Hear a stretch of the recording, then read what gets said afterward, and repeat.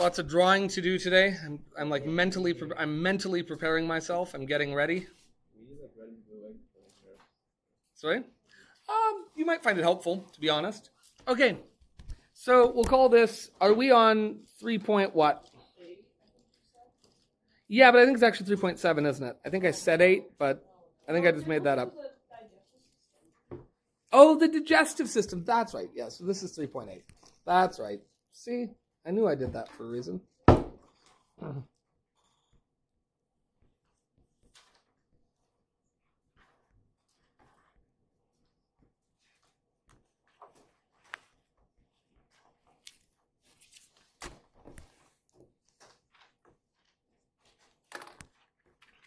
Okay. What is the purpose of your nervous system? What's its function?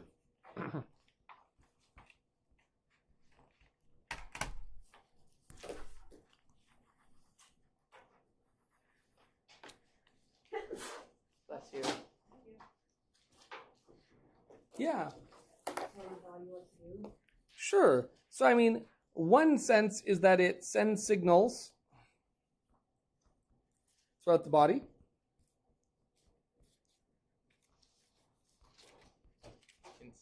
And like I just said, some of those signals are instructions. Move your arm. Throw that pen. Zip those lips. Or speak, right? Or breathe, because your breathing is now under your conscious control. You're welcome. Stop doing that. Nope. But never. You'll drag your breathing under your conscious control sentence off my cold, dead body. Anyway, but some of those signals are also what? Sensing. Very good. So the purpose of our nervous system is really to sense information from the surrounding environment.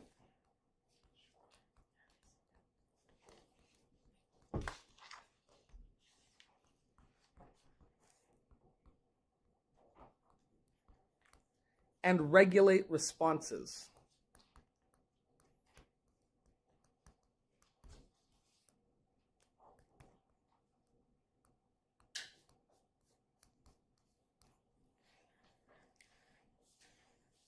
So if you think about it, what is really happening when you are sending an instruction to your body?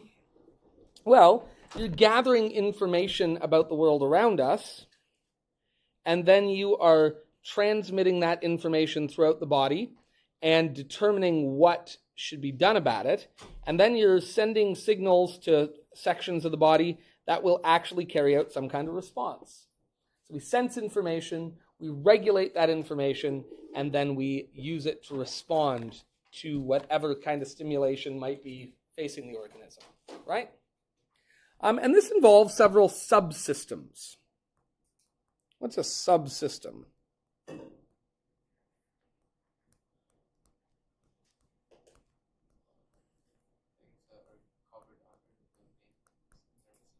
Sorry? That's right. Yeah, the subsystems of the nervous system are like, if the nervous system on the whole is a system, within it there's a system that's job is to collect information. There's another system whose job is to transmit information. And there's another system whose job is to think about it. And I want to use an analogy. What's an analogy?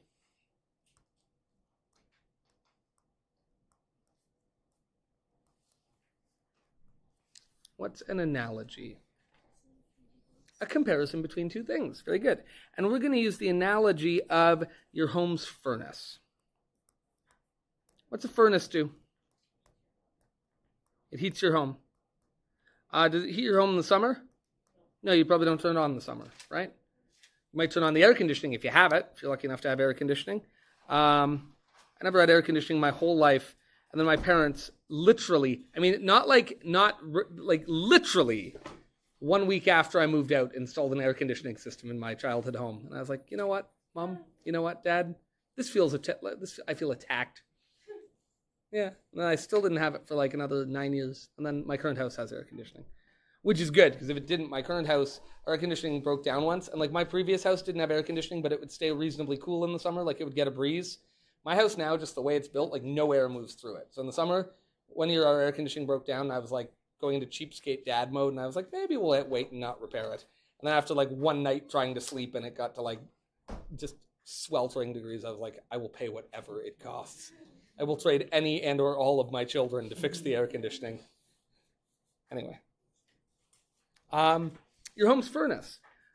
Your home's furnace doesn't just turn on and stay on all day. I mean, presumably. Now, if you touch the thermostat the way my kids like to, they understand there to be two settings, which is all the way down or all the way up. This is stupid. But normally, if you set the thermostat, what happens? You set the thermostat and sometimes it turns on and sometimes it turns off. Do you have to turn it on and off every time you want to go on and off? No, you set a temperature that you want it to be, and the thermostat's job is to keep your temperature set, right? Anyone have the furnace running yet? Probably. It's getting pretty chilly out, yeah? That's amazing. We have a fireplace, so I don't have my furnace on yet, but I've gotten the fire going a bit. My parents' house, they heat with wood all winter, but I feel like for most people, like it was like 2 degrees out this morning. Nobody had the furnace on? You got the furnace on? Yes, you may. So anyway, here's what I'm going to suggest. An analogy is usually what happens is it will get cold outside, right? So maybe you go outside and you go check your thermometer, and it turns out it's really frigid outside. This is a snowflake. Oh, look, it's a snowflake. It's beautiful. Every snowflake is unique, just like every one of you. Shut up. Do I have to sing Let It Go? Is that where this has to go? Do I have to go full Frozen on you? Because I will. Oh, I will. I can play the trumpet part for you. There we go. Go get your trumpet. Let's do this. All right. So what happens first is it gets really cold outside, right? See that? Oh, it's cold. It's cold outside. Do I have to sing It's Cold Outside too? Is that what you want? That's not going to happen. Anyway, so it gets cold outside.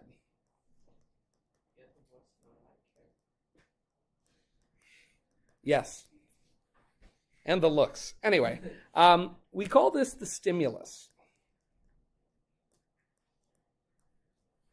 In other words, stimulus is just a fancy way of saying some kind of change in the environment. So we're not talking about it's been cold outside. In this analogy, we're going to say it wasn't cold outside and then it gets cold. Does that make sense? It is a change. It's a new condition. And if we have a new condition, we call that a stimulus. That's a change in the surrounding environments of an organism. All right. In this case, so then I actually am going to redraw this. If you drew it there, that's okay. But it actually occurs to me I'd rather just draw it here, because what we then have is we have a sensor. We have our thermostat, right? Or our thermometer. Part of your thermostat is just a thermometer whose job is to say, what temperature is it? And in this case, the thermometer detects that it's cold out. If you have an old, does anyone have the old thermostats that like you turn? Does anyone have one of those on the wall? Like a really old one? They were great because they have the most clever system. One day maybe I'll show you. But they actually have a bimetallic strip that will expand and contract as it heats up. And then they have a little piece of mercury, a little bit of liquid mercury in there, so that when the coil spins one way, the mercury will fall to one side and break the electrical connection. And if it cools down, it'll tighten up, and it'll spin down, and the mercury will fall to the other side of this glass tube and make an electrical connection between two wires. It's a really cool device. Modern thermostats just have electric, like digital thermometers. They're much more boring. But what happens now is the low temperature gets detected. In this case, by a thermometer. And we call this a regulator. But another word we could use, one that you've probably seen before, is just a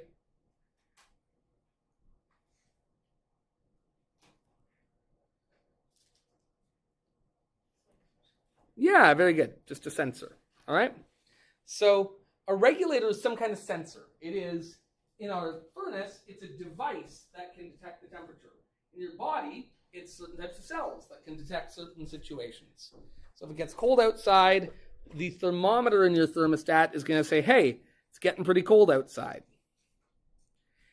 If your furnace had no way of knowing that it was cold outside, it wouldn't turn on. And then what happens is inside your furnace, there is like a control board, right? And it's full of all these things, and it's got circuitry and all that jazz, right? It's a computer. An older one had a series of wires, but all the same, the thermostat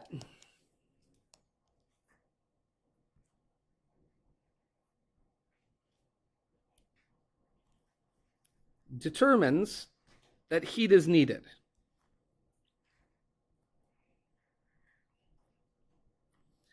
So you've set your thermostat to 21 degrees, but the temperature says it's only 16. So that means that your thermostat is going to say, hey, we need to heat this thing up. So what does it do? How? This, by the way, we call the regular. Did I write regulator on the previous one? Yes. Oh my God, what's wrong with me? I should have written receptor. I'm sorry. I'm sorry. I didn't hand you a pen. I didn't give you a slab of granite and a chisel and say, write in this. Don't worry, it'll be perfect. Have you met me? Have you met me? No. Have we met? Have we been in? You trust me with pen writing? Good Lord, that's your own fault. That's the one thing I questioned before I started writing. I am so sorry. Yeah, that we call the receptor. This we call the regulator. Or sometimes we'll use the term integrator. What did you draw there over regulator? That's a thermostat. It looks like abstract. You know what? Quiet. It's a Jackson Pollock interpretation of the control board of a thermostat. Oh, I thought. Can't you draw like a circle one? You know what? I'm doing my best, okay? Quiet, you. But regardless, what this then does is it regulates and says, oh yeah, if the signal coming in says temperature is low, we're going to light a fire. And of course, the actual fire that your furnace lights is not logs on a fire, but I'm just going to draw logs on a fire because I don't know how to draw the inside of a furnace. Do you know how to draw the inside of a furnace? Isn't it just what? It's just like metal bars and then flames come out of them, right? But anyway, I like this better. Yeah, now some of you might have a water heating furnace. If you have, does anyone have, instead of air vents, they have radiators in their home? I love radiator heat. It's nice. Oh no, yeah, that sucks. Because the radiator heat's really nice. You can put your socks and socks on it and gloves on it, and then when you put them on, they're super warm, and that's nice. Anyway, I like a radiator. But here we go. We get fire, which is to say the furnace turns on.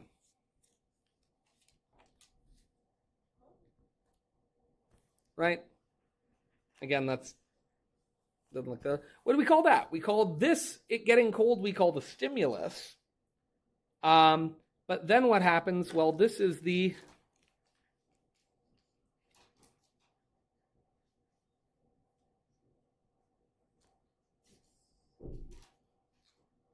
anytime now. Just response. It's the response. We have stimulus and response. Or sometimes you'll see this called the effector. The thing itself is the effector. What it does is the response. But then what's going to happen? Well, what's going to happen is that we're actually going to loop back, because next what will happen is that thermostat is going to do what? Now that we're heating the place up, it's going to rise. And then that will send its signal to, that will send its own signal back to the regulator, and this can loop through. Does that make sense?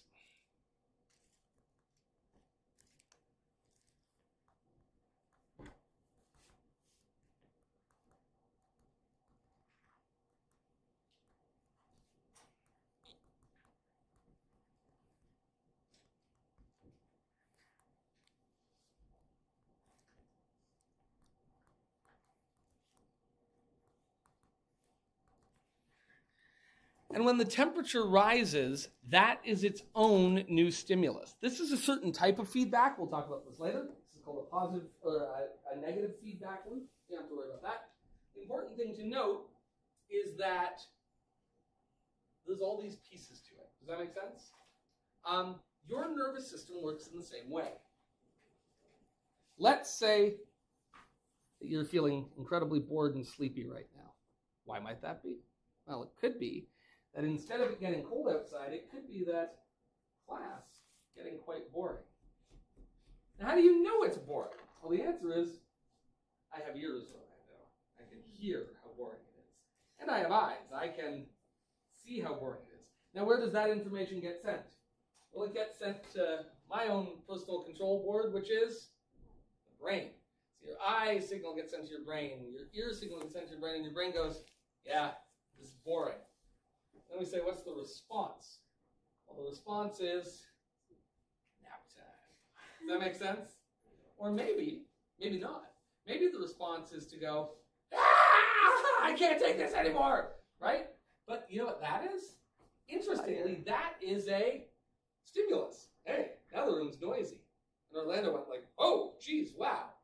And what notices that it got noisy in here and I just went, oh, geez, wow? Well, your ears did, and your eyes did. And where do they send that information? Control board. To the brain, which then will make a new decision about how to respond and will regulate a new response. Does that make sense? So it's always looping through. Anytime you make a change, that will get detected by the detector as the new stimulus, and it goes through and through. Does that make sense? All right. So let's then compare this to our actual system. Let's talk about what these parts are. So we're going to draw a little hierarchy, an org chart for your nervous system. So what we have here is the nervous system. And we are going to put that in a box and say, we're talking about the whole dang nervous system. All right. And we said that there are two main kind of categories. The first of which is that part of your nervous system. Now, why didn't that go straight, huh? I resent you.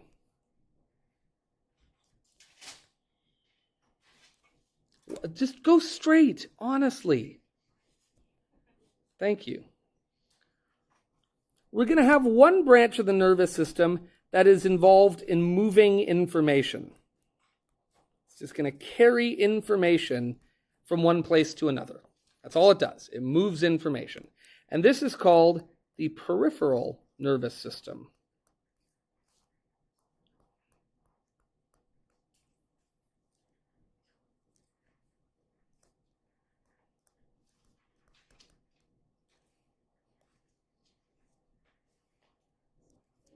What the hell happened there?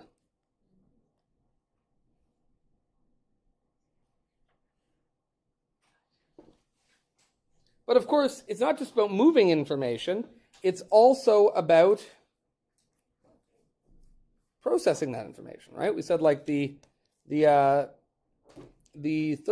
has its little control board, its computer chip, right? We have our brain, but it's not just our brain. We have to move information around, but we also have to process that information.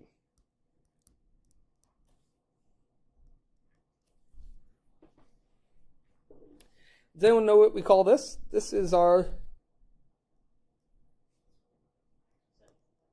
Very good, our central nervous system. So we have our central nervous system and our peripheral nervous system. These aren't things that we use in computing terms anymore because you guys don't really learn like how computers work at the bones level because they're so effective now. But when I was your age and you had to like put a computer together yourself and they had all the parts, you would have learned about the central processing unit and the peripherals on your computer. And your peripherals are all things you plug into it, the mouse and the keyboard and the monitor and the speakers and the disk drive and the CD drive. Floppy disk. My first computer had a tape deck, but like it wasn't like for sound. It was like that's where the program was. It was stored magnetically on tape. Motherboard? Sorry? A motherboard? No, it was like literally you plugged it into the computer and you'd tell the computer, okay, read the program from this now, and then you'd press play on the tape drive and it would send it an audio signal, but the audio signal would be interpreted by the computer as ones and zeros, and it would run a program from that. This is old technology. But those were all called peripherals that moved the information. But the actual processor inside your computer, that was called the central processing unit. So likewise, in your body, the part that actually processes information is called the central nervous system. And this is the brain. It's the brain stem. And it's portions of the spinal cord.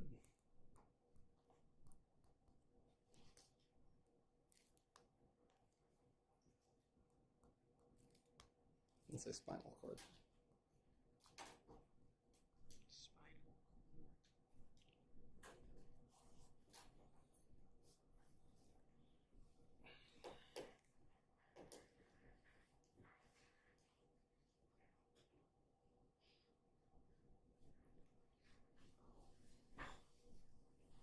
So when you look up in this class and you say,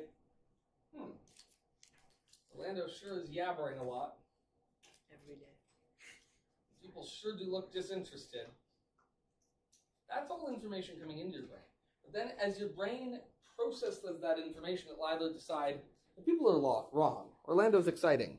Or they will decide, this is pretty boring. This is pretty dull. To be clear, I don't want to know. But for the brain to do that, information has to get there. The brain stem is involved in more immediate things. It's involved in like life functions of your body. It's not thinking about things. It's not making decisions. It's involved in just making sure your body runs. Does that make sense? And then the spinal cord, the portions of it that are part of the central nervous system, those are all reflexes that your brain has nothing to do with. You know, the classic one, what's the classic reflex people know about? That does not work. Those may be your reflexes. For most people, those are decisions, Angela. No, even more than that. Just like literally reflex. Literally, like there's no thinking, there's no processing. Like the classic knee thing, right? You've seen this before? Yeah. Get over. Do you mind if I hit your knee with a small hammer? Yes, you mind? No, I don't. Okay, cool. I need you to sit up kind of straight with your legs sort of dangling. And turn this way so they can see you. And I should have like a little hammer here, but this should do. If you watch, if I just strike there, we should get a little movement to the knee. Let's see, did you feel it at all? I'm not very good at this. But if you had that done to you before, if somebody hits your knee just right there, right in that spot, your leg will give a little bit of a jolt. And I'll invite you to, and the trick is to go right under the patella. If you feel your patella, the kneecap, if you hit the tendon under that, you should have a little response to it. And like, it's not, your leg isn't going to kick wildly, though if you get somebody just right, it really will, and that's fun. But mostly it won't, but you'll feel the muscles tense up. Can you try that? Just lightly, you can do it to yourself. Lightly tap like the very bottom of your patella, and you'll feel a little instinct to kick. Just ever so slightly. Is anyone not getting it? Babies, if you touch the bottom of a baby's foot like this, it will curl its toes back. But adults lose that instinct. Likewise, if you touch the side of a baby's cheek, it will turn its head and start to smack its lips, because of course that's where it's signaled for nursing, right? These are, the one on the foot I know is called the Bainbridge reaction, which I always think of. But the other thing is that sometimes when people are drunk, the Bainbridge reaction returns. So you can, anyway. Where when somebody is sober, it's not, which is interesting. Yeah. Isn't like there another reaction where you put something in their hand will curl it, but they can't let go? Well, not that they can't let go, but they don't, right? Yeah, that natural like gripping motion is reflexive. They're not thinking, it just happens. These are all regulated by the spinal cord. But for any of these things have to happen, information has to move. And of course, information has to move to the brain, so it can get the information. And then information has to move from the brain, so that it can tell the body what to do. Does that make sense? We need bidirectional transmission of information, what we call duplex information. So, how do we do that? Well, the first thing is we start to qualify these different portions. Some signals move towards the central nervous system, and some move away from the central nervous system. And we're going to give these different names. Boy, the fact that those don't line is making me freak out, but we'll go. That's okay. It's good enough. we have towards the CNS, and we have from the central nervous system.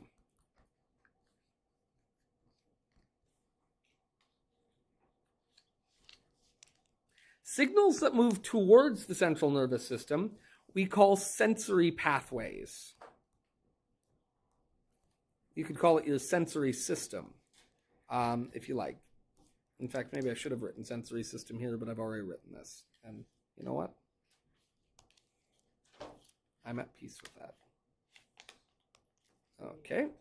Third time is a charm. There we go. A what? I have a notebook. Yeah, no, I'm a writer. I write a little bit every day. Have you published books? Yeah, no, I'm not a good writer. I like to write. You do poems? Quiet you. On the other hand, the signals from the central nervous system we call motor pathways. Now, or the motor system. Now, I want to be clear, which is, it's a bit of a misnomer because it's not always about movement. Does that make sense? Any signal from the central nervous system to the rest of the body is called a motor system, even if it doesn't actually relate to movement. Some things do. When you go like, oh my God, I can't take the diaper. That was motor system, right? You're moving your hands, you're moving your lips, you're moving your tongue, you're moving your lung, all that stuff to make those sounds and go like, oh my God, get me out of here. That's all motor system because it's information going in. Now, interestingly, as soon as you do that, you hear your own voice. That is sensory pathways, where the sensors in the ears detect the sound and they send it to your brain, right? As soon as you touch your own face, information gets sent back to the brain, right? The sensory systems say, oh, we're feeling something. You know, the touch receptors in the skin are picking up a signal and they're sending a signal to the brain. So we're always using both our motor pathways and our sensory pathways. Now in the motor pathways, we're going to have one further distinction between your breathing is now under your conscious control. But was it before? I'm not breathing. No. What about your heart? Can you make that one under your conscious control? I mean, not like physically. Not directly. Like, yeah, I guess you could. There are measures that could be taken, but can we all agree that, A, don't. B, Ariana and Demoya, please return to class. That's me. I'm gonna go. off you go then. So some of the times things are under our conscious control, and sometimes they're not. Does anyone know what we call it when something is under our conscious control? What portion of our nervous system that is? Yeah, voluntary. And does anyone know what we call it when it's not? Very good. You would think, right, that would be a good naming system, but no, actually. Though both those terms work, we're actually not even going to use the term voluntary for the other. We're going to refer to the stuff under your conscious control as being your somatic nervous system. And somatic basically just means kind of normal, standard. So for the most part, your somatic nervous system is all the things you can consciously control. So this is under conscious control. Conscious is one of those words that just no matter how many times I write it, looks wrong. Yeah. But that's okay. And then on this side, we have not under conscious control.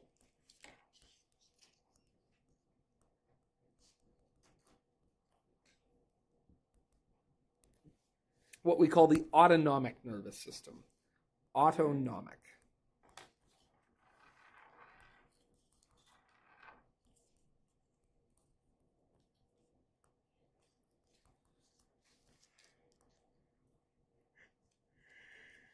Ugh. Okay, so you can take a look at that. That is the basic rundown of what your nervous system looks like. If we're gathering information, it's coming down sensory pathways of our peripheral nervous system into our central nervous system. Yes? Yep. Yeah, absolutely. where information is being processed and decisions about response being made, that is in the central nervous system. And then when information is being sent out to make changes in the body, that is going down the motor pathways. And sometimes that's happening under your conscious control. Carter, pay attention! Right? I made that decision. And sometimes it's not under your conscious control, it's autonomic. When I did that, did Kartik think I want to jump up? No, that happened automatically. So it was good, I got a 2 for 1, because I got to exercise my somatic nervous system and demonstrate for you Kartik's autonomic nervous system. Sorry, you're such a good sport. Can I tell you that? I really do appreciate what a good sport you are putting up with me. When I die, you can come say nice things about me at my funeral and have some of those triangle sandwiches. Jumped off your chair. I was about to. Don't jump off your chair. The triangle sandwiches are so good. Honestly. Like little church basement triangle sandwiches that it's such a funerals are bad, obviously it's sad that somebody has died, but there's a silver lining to every cloud, and it's like somebody else in the family dies, it's like this is sad, we're going to the family plot, but I'm gonna get those little cucumbers. And the thing about those sandwiches is like they're always like the overly simple sandwiches. It's like there's ham, there's cheese, and that's the sandwich, and they cut the crust off and it's a triangle, and it's like this shouldn't be good. This is objectively a boring sandwich. This one over here, it's a bit of cream cheese and some cucumbers. It shouldn't be good. But here's the secret. They are good. And I don't know why, but they are. Hindi funeral food hits different. Sorry? You got good funeral food? Yeah. I've been to so many funerals. All the food, shit. Oh, you gotta, listen. Can I be honest? You got the wrong people dying in One time I had like biryani there. One time I had like chole bhature. Every funeral event I've gone to, Yeah. the food was always amazing. Like I would go for the Right? Right? Really? Yeah. Oh, you see, can I say, like, if I'm happy, you know what I feel like? Eating, celebrating. If I'm sad, you know what I feel like? Eating. Stressed out? Eating. Calm? Good time to eat. No better time to eat than when you're calm. Bored? Should probably eat. Really busy? I need the energy. I gotta eat. See what I'm saying? Like, there's no situation where my solution to the problem isn't gotta eat some more food. Anyway. Well, For the food, yeah. like obviously, like when you put it that way, it sounds bad. But like, listen, I hope when I die, people find something to be happy about in the midst of it all. And for some of you, that'll just be that I'm dead. But other people will care about me, and for them, it'll be little triangle sandwiches. To be honest, the only I Yeah. never really know the people that are dying when I go to these funerals. Yeah. I think that's one of it. It's like This is because Angela's just a funeral crasher. She's just like, that looks like a good meal over there. You're like, I am so sorry for your loss. I'm so sorry for your loss. I was good friends with Gary. I was a very good friend of I Gary. don't even know the person is dead. I think there's. I don't even say sorry for your loss. I didn't even know that my grandfather was dead until my mom just pulled us up to the funeral. I didn't Oh, know he no. was dead.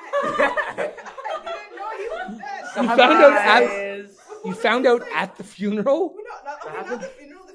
The Like grandma's the memorial. funeral. Wow. Like, Where are we gathering going? where Yeah. it's like, Wow, so that's the- how like if you don't mind my asking, how was that? That sounds very emotionally overwhelming. Okay, I cried when I found Yeah. out. But I didn't know that morning. It was like, oh, we have something fun. She actually told us we're going shopping. She told us we're going shopping. The old bait and switch. At 9 p.m. I was like, huh, Wow. okay. I got ready. Because even if you said, "Hey, we're going to a social function," there'll be lots of people you know there. Oh, what's that about? A little get together, a celebration, if you will. After school, she's like, okay, shower. How long was Solange, it? what are you doing? Like, okay. Sit down. I got home from Big bets about whether or not my grandmother would show up. what?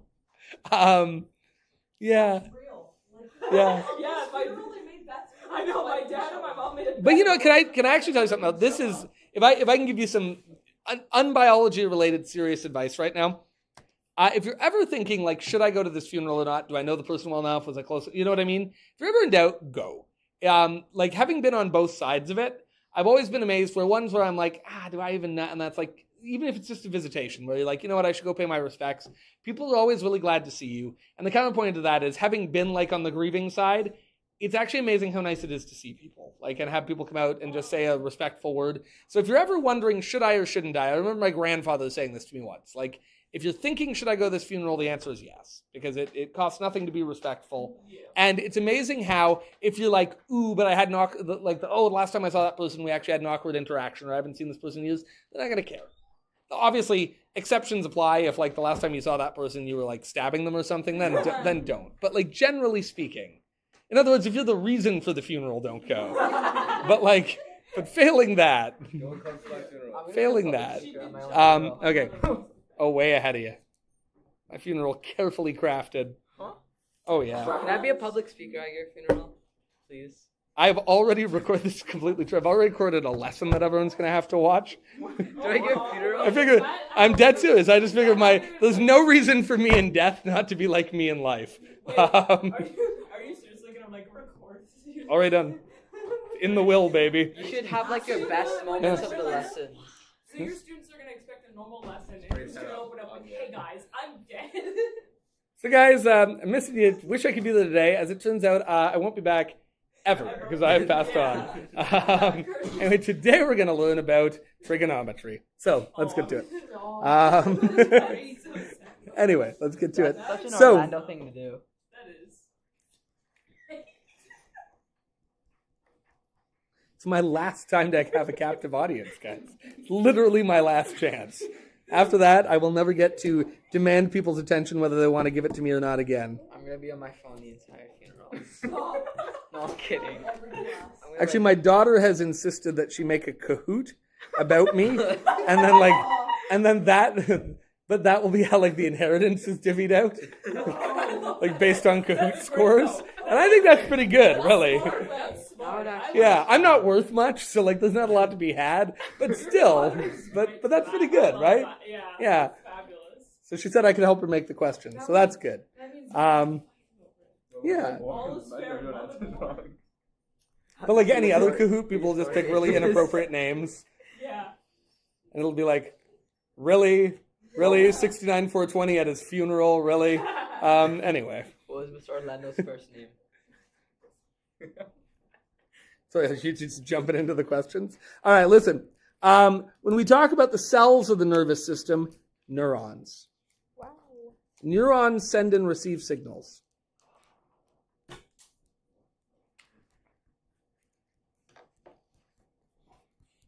And when we say signals, we're going to say they send electrochemical signals and receive them. So, what does that mean?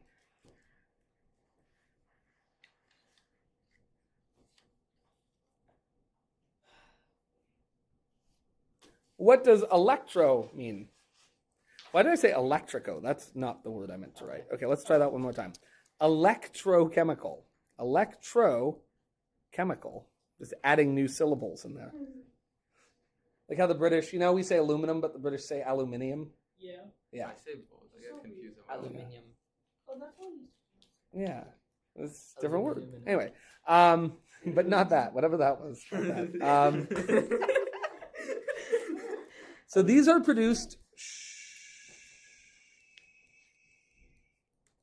These are produced by neurons pumping charged particles.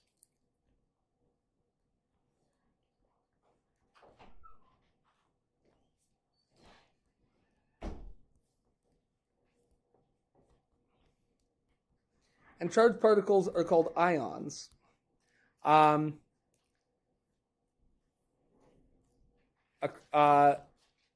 We'll say in and out of the cell.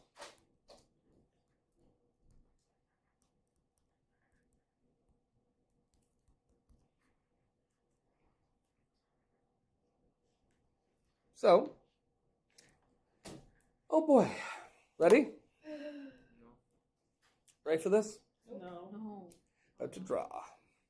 Oh, I thought you. Wait, I need a mental prepare.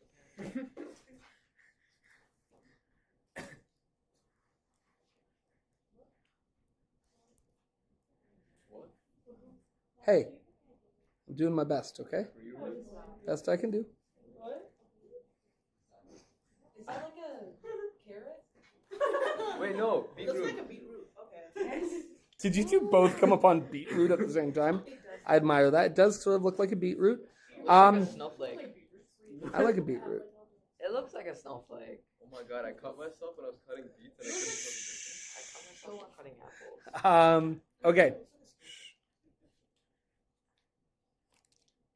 Angela, you'd make a great scarecrow. All right, that's enough of everything to do with this conversation.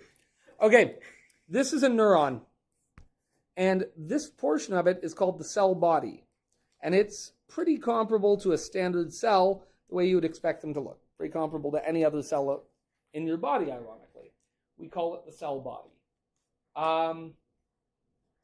But the cell body has these two distinct sets of growths coming out of it. The first here is what we call the dendrites. This comes from the Greek word dendron. Does anyone know what that means?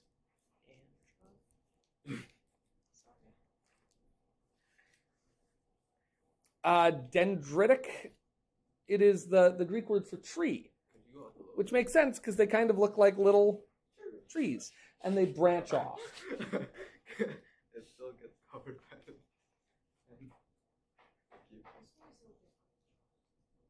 Right?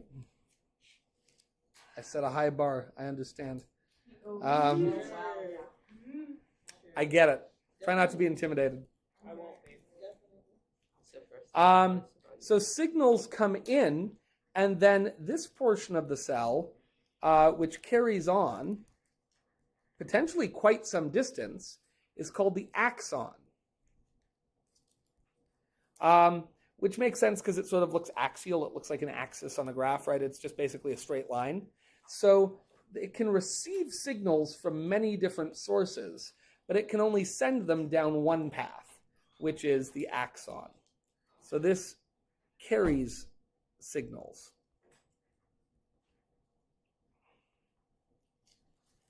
And the signals move away from the cell body down the axon. So signals move in down the dendrites. Does that make sense? They are processed by the cell body, which is to say the cell body will either not pass that signal down the axon, or it will pass the signal down the axon. And different neurons have different sort of thresholds, require different amounts of signal coming in before they will or won't send the signal down the cell body. Does that make sense? Yeah. Okay. So axon, dendrite, cell body. We will write this. We'll just say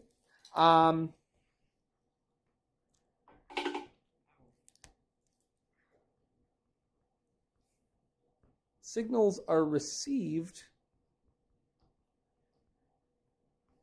by the dendrites and processed. Well, we won't even say and processed. We'll just say this. Signals are received by the dendrites. When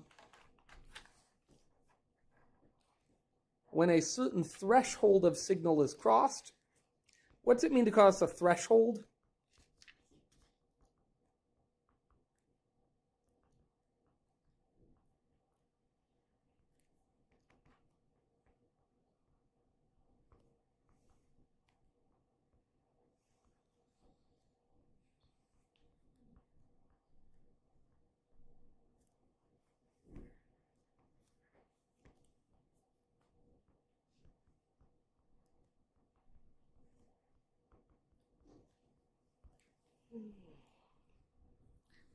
Yeah.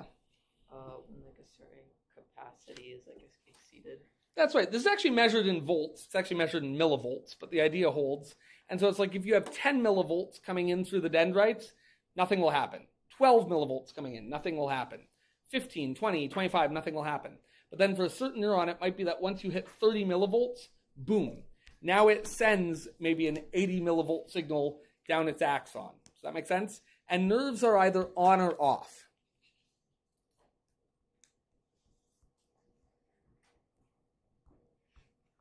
So neurons, as a rule, there are exceptions to this, but they are binary, i.e. on, off. I.e. they are either sending a signal or not sending a signal at any given moment. They aren't sending a bit of a signal. Does that make sense?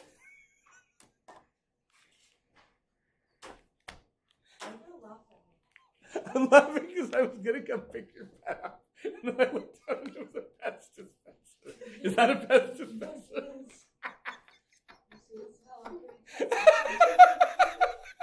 It just wasn't what I was expecting to see. It's usually a phone or a pen, right? But that's so much better. I really love it. You're welcome. Thank you. What's to be confused by? I heard a dropping sound. I was like, oh, I'm going to be nice. I'm going to go pick up Saphira's pen for her. So I turned around. I was about to stand up and go pick up the pen because I like to be generous if somebody drops something. And I looked down and I saw it wasn't a pen. It was a Hello Kitty pest dispenser. And that wasn't what I expected to see. So then I got the giggles. Any questions? Okay, let's move on. Sometimes I get the giggles, all right? You know where I get the giggles the most? Funerals. They're not disrespectful. It's just you can't help it. No, listen. You have to laugh when you're sad. You have to laugh when you're sad. But I'll tell you. Okay, I've laughed at everyone else's other than my father's. That's like Yeah, no, and that's it. But like when it's really tragic, it can be hard. But sometimes, like maybe I've told you the story before, but my aunt was killed in a car accident, and it was particularly rough for me. I knew the guy who hit her, so we weren't like close friends, but I knew him. We went to school together, and he was a good guy. And he was a young new driver, and he was driving way too fast, like young guys do, because he's stupid. No, seriously. And he was going like 100 kilometers an hour down a road in Vineland, and he hit a car full of 4 old ladies and killed all 4 of them, and one of them was my aunt. She was driving that car. So it was like this really horrible, sad thing. So I went to her funeral. It was really sad. It was an awful day. And then we got to the family plot, out past Smithville, and we went, and I wasn't a pallbearer. My dad, a couple of my uncles, and a couple of my cousins were the pallbearers. But they're going, and they're carrying the coffin, and she was not a little lady, so they were, carrying this coffin, and carefully and respectfully. And they got there. It was a rainy day, and my cousin slipped and fell into the grave. So he was in the grave, but he is holding on to the coffin. So my cousin is now in the grave, like legs against the side, like holding to the coffin, trying to pull himself up, while the other pallbearers were like trying to hold the coffin up. And I promise you, if you'd been there, you'd have laughed. We all laughed, right? And like, you just couldn't help it. But now every time we go to the family, and then the worst thing is, you can't make this up. They buried her, they buried Raven. Like a month later, when we went to visit, the stone was like this. And like 4 times we've had them straighten the stone, and no matter what they do, it's always never this. So every time I'm there, I always look over and I see my Aunt Adrian's tilted stone, and I think of my cousin Jonathan like dangling from this coffin, like in the, and it makes me laugh. So now every time I go to like a family burial, I just can't help it. I'm in the back like chuckling away. Yeah. Anyway. I mean, that's fair. And yeah, listen, like I think like, yeah, I don't know. Anyway, point being, I think like if you're ever at a funeral and somebody's laughing, it doesn't mean they're being disrespectful. It might mean that they are coping in their own way. Right? Another time at a funeral, this is a really embarrassing story. Another time at my uncle's funeral, we were singing like a hymn, as one does at a funeral, and we got to the last note of like the second verse of this hymn, and I thought the song was going up. It turns out it was, like sometimes in a verse there's just like one last word and there's just not a note there. So I just hit this big high note that was A, wrong, and B, I was the only person singing. And like every eye in the place just turned and looked at me like, what is wrong with this person? And then I got the giggles again. So, I don't do well at funerals. I only know how to cope with grief with like dark humor. I don't know what that means. Anyone else like that? I don't know. Anyway. All right, really quickly, we're not going to get into this mechanism completely, but we're going to talk about action potential, which is what we call it when the signal gets sent. You don't have to know all the details, right? You don't have to know all the details, but the basic idea is this, all right? At rest, the neuron pumps Na plus ions out into the surrounding fluid,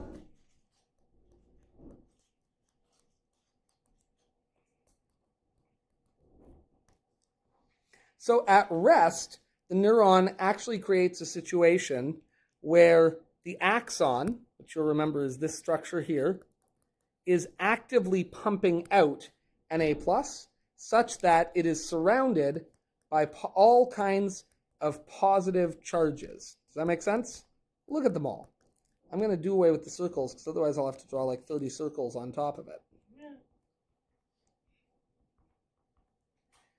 And this takes energy. So your brain, this is actually quite interesting. At rest, your brain is actually always exerting energy to maintain this. Does that make sense? It has to pump these out. Why do it like that? Where do these really want to go? Only they're not able to because they want to go back to the inside. Does that make sense? When a signal is sent,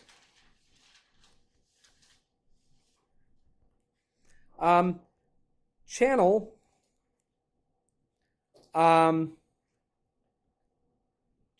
open that allow the positive ions to flow back in.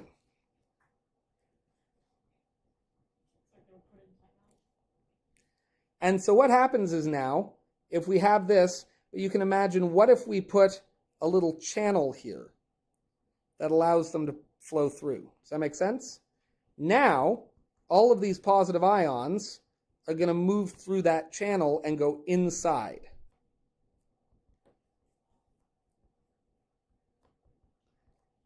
But the channels are actually, after the first channel, all the channels after that are sensitive to positive charges on the inside.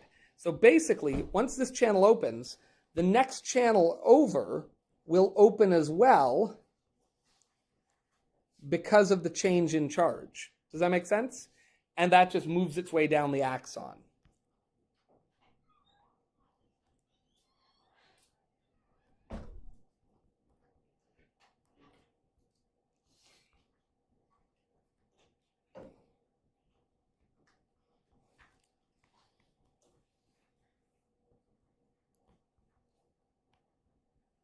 So opening the first causes a chain reaction.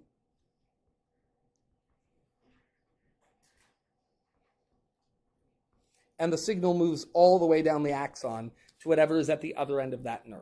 Does that make sense?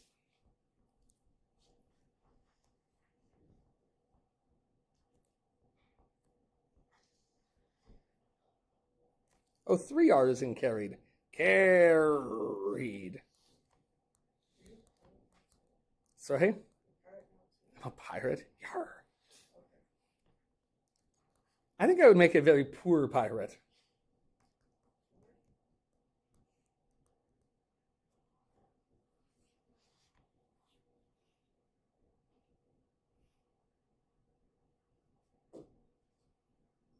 I can't cook a lobster because I feel guilty.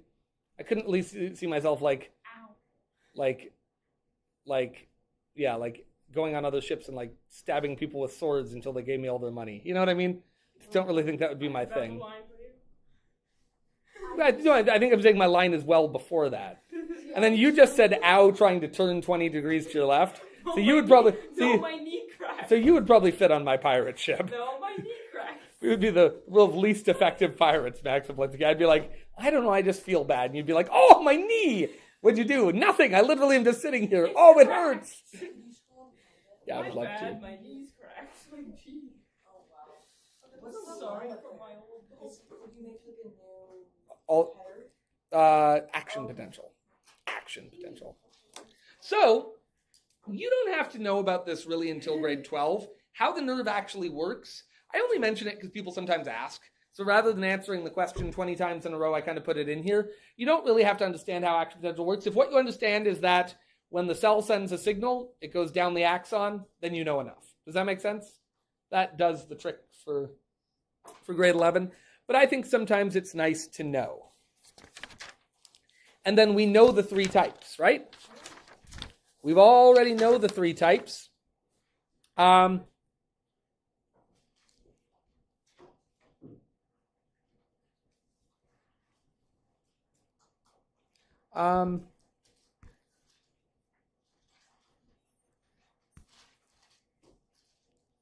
they can be classified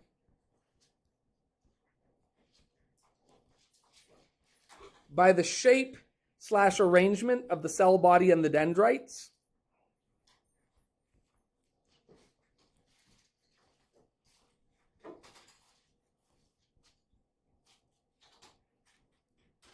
Not so much by the shape of the axon, because the axon really is just always a kind of straight line. I'm not going to make you learn this, but sometimes you sort of have the axon, you have the dendrites, and the cell body is actually like on a little stem off to the side. Sometimes you have a cell body with a single axon and a single dendrite. Sometimes you have it how I drew it up there. Doesn't really matter. But then there are three main types, and these should be no surprise to you, because we learned about the types of, or the elements of the nervous system, right? So the three main types, the first of the main types is what we call sensory.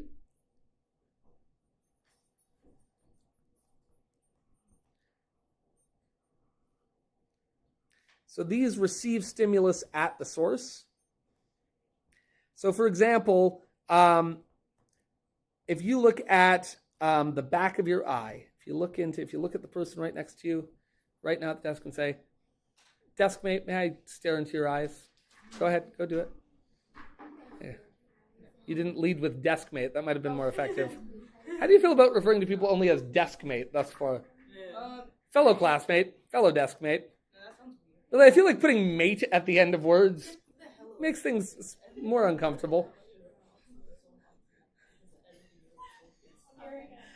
There you go. But for example, the retina isn't receiving signals from another neuron. The retina is actually receiving signals because light is hitting it, and it is making electrical signals. Does that make sense? That is a sensory neuron. So they receive stimulus at the source, or from other neurons.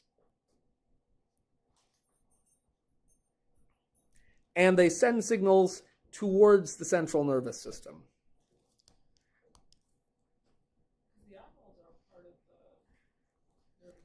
Yep, that's right. They're part of your sensory nervous system because they're receiving information and sending it off. Now, of course, they also have motor pathways because, of course, you can move them. Yeah. And, of course, the pupils can dilate and constrict. But they send signals towards the central nervous system. It's always weird looking at the nervous system and the eyeballs would just be there. Right? So yeah, you have heat sensors, you have touch sensors, you have the retina of your eye, you have hormone receptors, but then you also just have conduction nerves, just the nerves that just carry signals long passageways. And keep in mind, cells are tiny, but these nerves are potentially very long. They're very thin, but they're very long, right?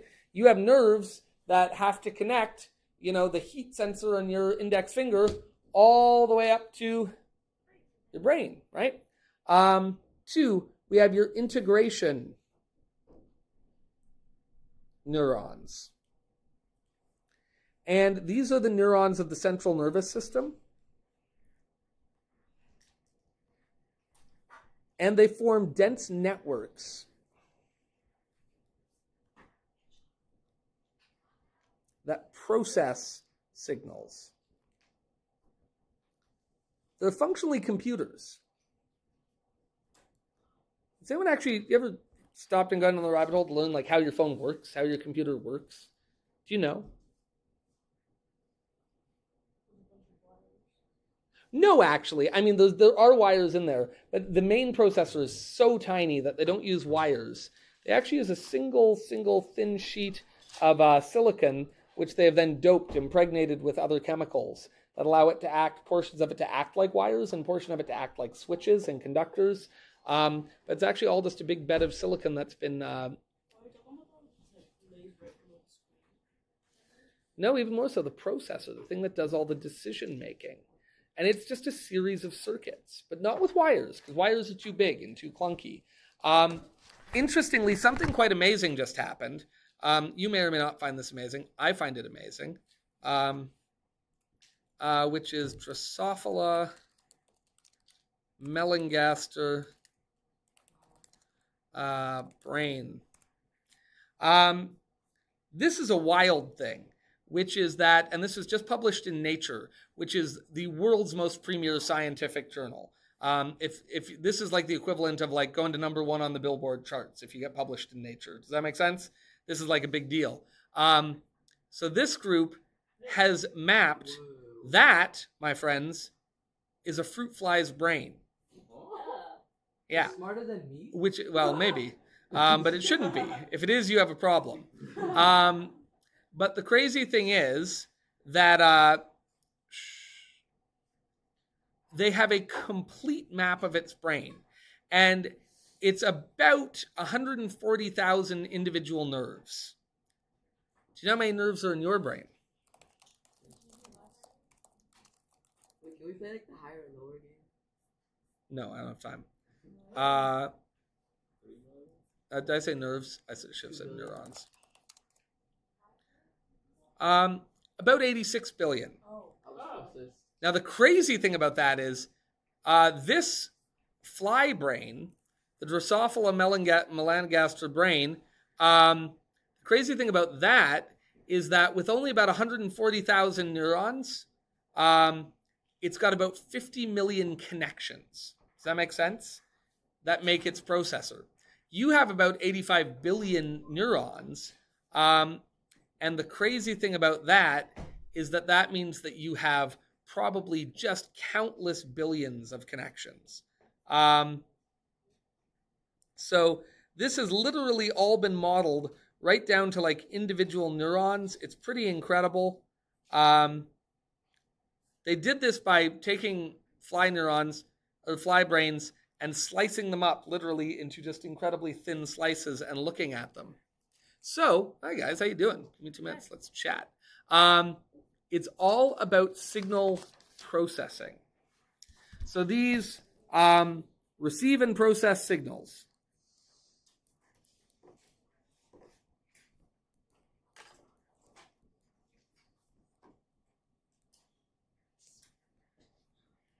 I feel like I'm about to get jumped for my lunch money. You are. Oh, good. I've already spent my lunch money. Joke's on you. Okay, you have a wallet and a debit card for a reason. You know what? I don't think it would take you very far. That's okay, mine either. Anyways, Tatiana's left Brock, and she's just stopping at home before she comes here. Okay. She wanted me to let you know. Oh, good. Now I know. Yep. Hey, Toodles. Toodles indeed. Toodles. Good God. Okay, and then finally we have motor neurons, and we know what they do. They carry signals from the central nervous system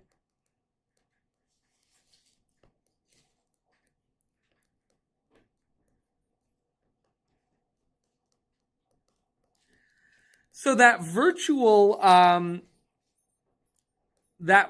fly brain is actually an amazing thing, because it's not just that they've mapped it, it's that they've actually been able to simulate it, which may seem crazy. Does anyone play Minecraft? Has anyone ever seen these people who will like build a computer in Minecraft? Yeah. Where like it will actually behave like a computer, but all inside the game? You ever seen this? Minecraft inside of Minecraft? Yeah, that seems untrue to me. That one I think is probably fake, simply because you can't build something that complex. But I have seen one where the guy spent like years and built this massive world of redstone, and it plays Pong, which itself is pretty impressive. Pretty impressive, right? But they can actually now simulate what is happening when one neuron fires inside the Drosophila brain. That's a wild level of sophistication. I mean, you guys have no idea just how incredibly complex that is. We're still a long way off from simulating the human brain, but that no longer seems like an impossibility, where like a few years ago that would have been pure science fiction. But we now have a pure simulation of a Drosophila brain, which is a pretty wild thing. No, there'll be a million stops in the middle. Again, you're talking about something that is billions of times more complicated by the time it's all said and done. And that took quite a bit of processing power. Don't be packing up. Nobody said pack up. Oh, you guys drive me crazy. I'm gonna throw my paper clips at you. Yeah. I would be delighted to. How's that?